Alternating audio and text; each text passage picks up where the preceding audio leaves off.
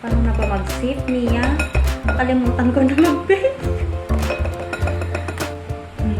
Diyos, ang bango.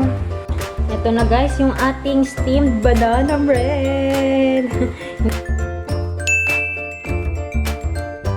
Good morning everyone! Welcome back to another vlog! Day off ko ngayon guys, and bukas may duty na ako. And off din ng pag-workout ko ngayon. This is the first day na hindi ako mag-workout. And mamaya gagawa tayo ng banana bread. Kung may mabibili akong baking soda. Kasi, masisira na yung mga bananas doon. Overripe na, sobrang bango na. Gustong gusto ko nang kumain ng banana bread. Kaya gagawa na ako mamaya. Mag-skincare lang ako. I'm using the Skin Magical na toner, guys. So, lalagay ko tong sunblock. Smoothening sunblock cream. Sabi ko naman sa inyo, guys, very ako sa sunblock. Talagang madami ako maglagay ng sunblock.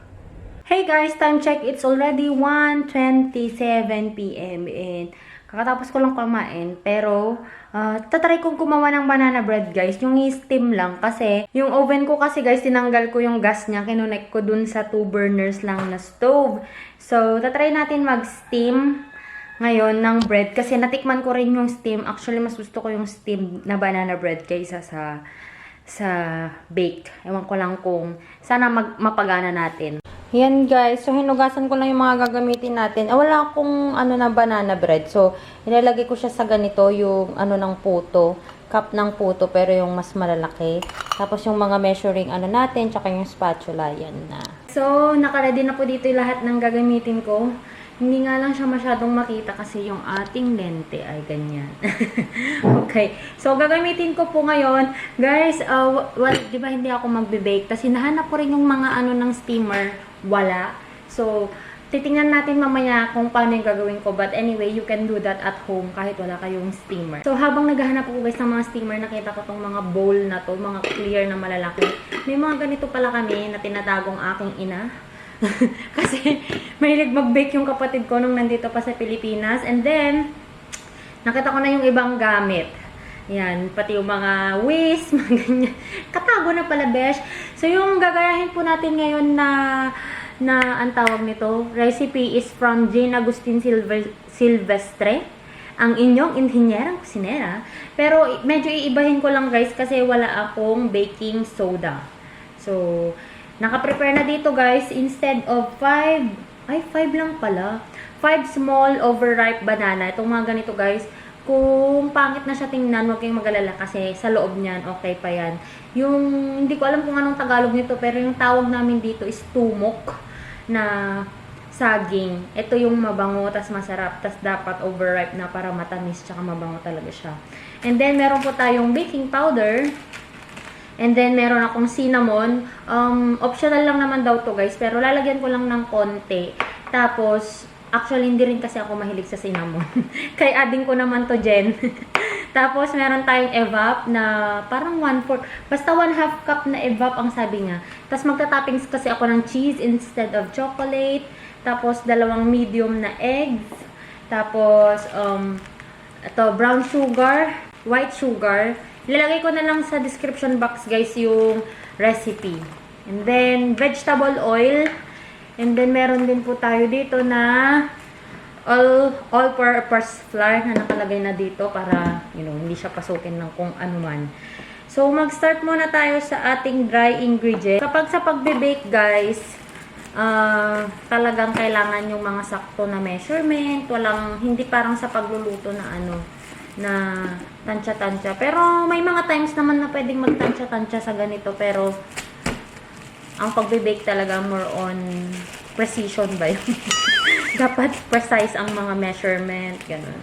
Yan. So, naglagay ako ng strainer para malagay ko dito yung flour natin. Etong cup ko guys is 1/2 cup.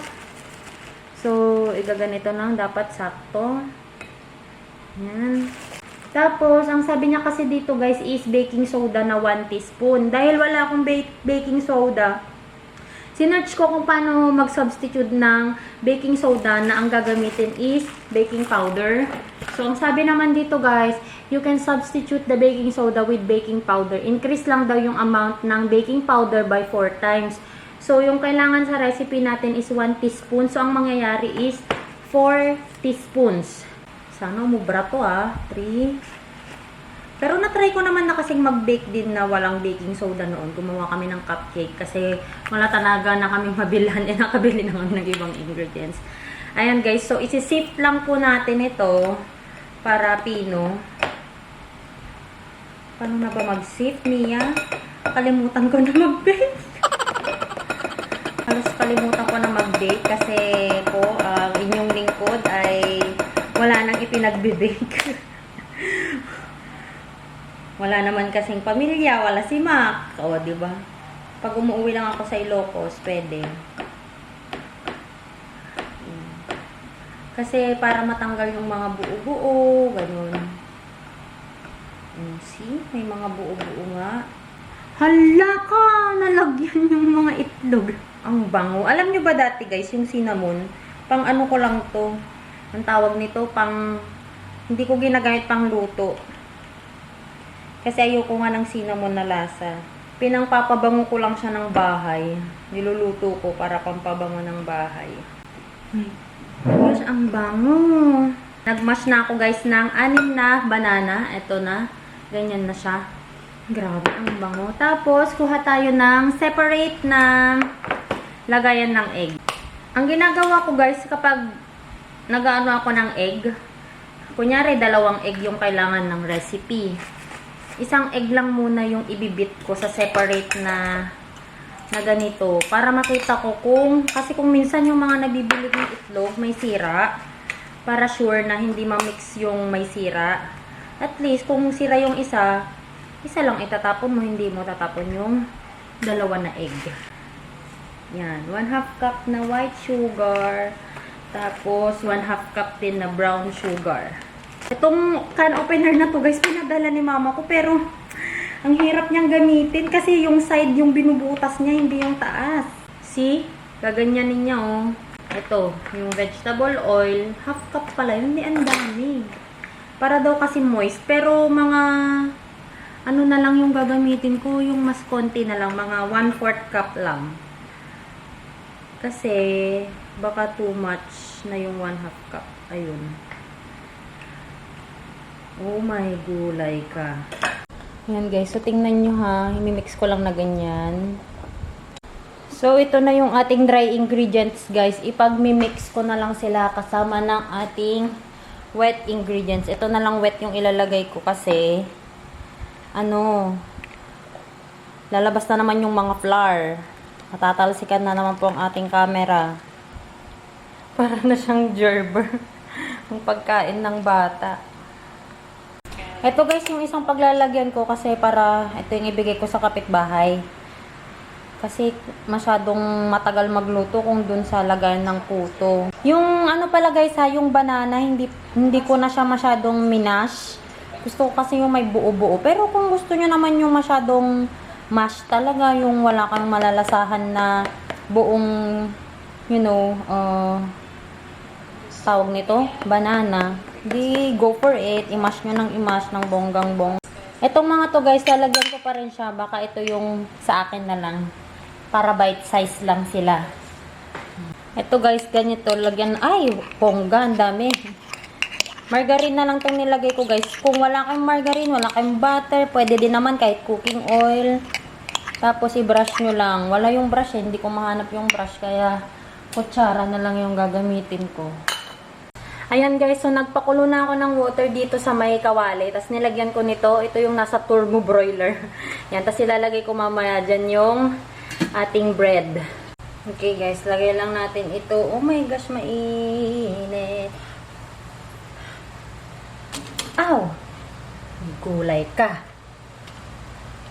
Matagal. Medyo matagal to maluto for sure.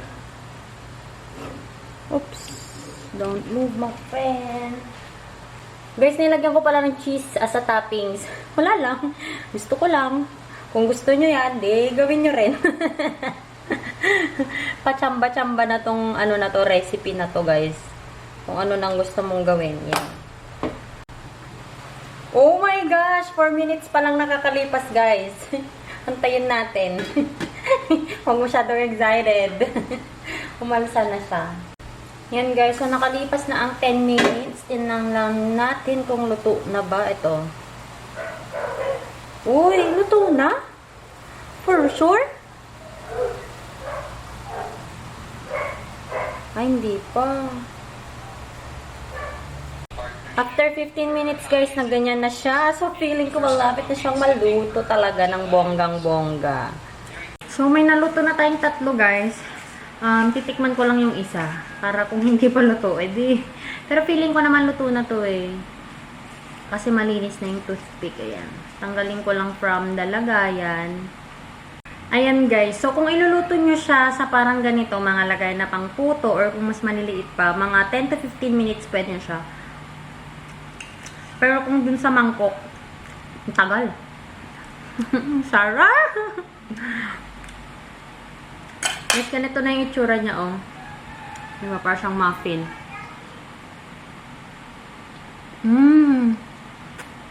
Napaka-moist.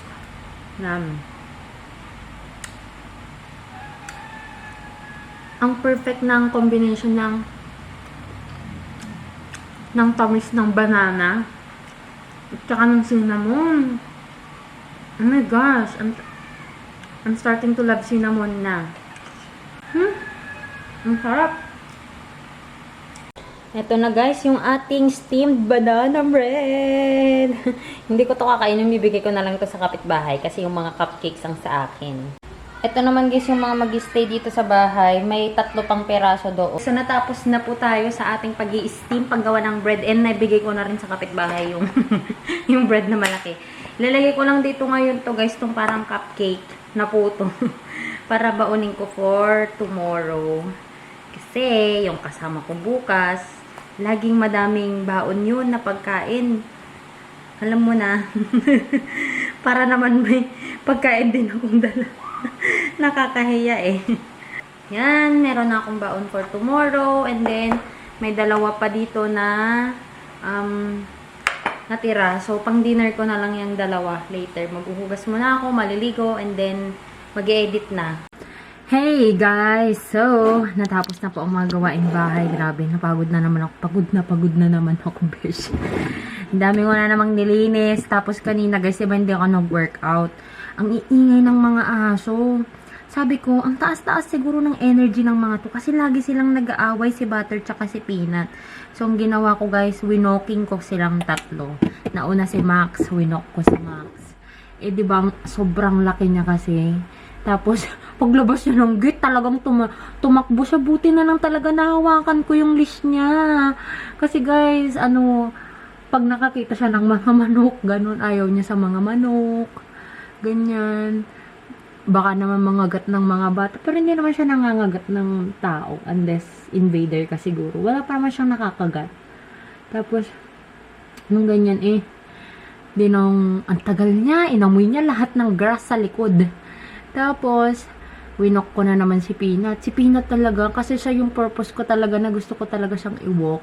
Kasi siya yung magulo, siya yung, ang ingay-ingay talaga niya. Lagi niyang inaaway si Butter. Sobrang ingay niya lagi. Kaya, nung si Peanut, pinatakbo ko siya dito sa gilid ng bahay muna, dito sa loob ng bakuran. 3 beses yan, mula harap hanggang likod. 4 na beses ata pala. Tapos nung nasa likod na kami, binuksan ko yung back gate, nandun siya. Tapos pinatakbo ko mula sa likod, papunta doon, sa barangay hall, tapos pabalik na naman. Pinagod ko siya hanggang sa nakalabas na yung dila niya. Pagbalik niya dito sa bahay, guys, pagod na pagod siya. Kaya ngayon, silent silang lahat. Walang maingay, walang nag-aaway, tapos naubos nila yung pagkain nila, napainom ko na rin sila ng pang-deworm nila. Silent na silang lahat ngayon. Kasi naiingay na talaga ako. Lagi silang nag-aaway ni Butter. So, that's it for this vlog, guys. I hope you enjoyed watching this video. And sobrang nasiyahan ako sa niluto natin ngayon. Steamed lang yun, guys. So, wala na kayong reason para hindi nyo magawa yun. Kasi, pati yung steamer ko, puro improvise. Kasi hindi ko na mahalap yung steamer na, yung mga ano ng rice cooker na steamer, kung may ganun kayo, pwede din yon. So, hindi ko na mahanap yung mga ganun ng rice cooker namin. Sa dami ng rice cooker namin, guys, ni isa wala. Wala akong mahanap. So, yun. Wala nang rason para hindi nyo masarap siya, besh. Kahit nung hindi na siya mainit, nung malamig na yung bread, moist pa din siya talaga. Naku talaga. We'll put the recipe in the description box down below na lang, guys.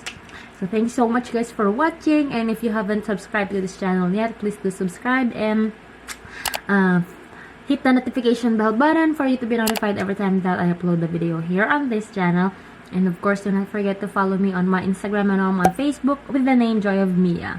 And I'll talk to you guys on my next one. Bye! Kinakabahan ako siya. Lagyan na tayo. More on sa ano lang talaga, roots. Mali pala yung ginawa ko. Dapat dito lang pala sunga. Mali, besh.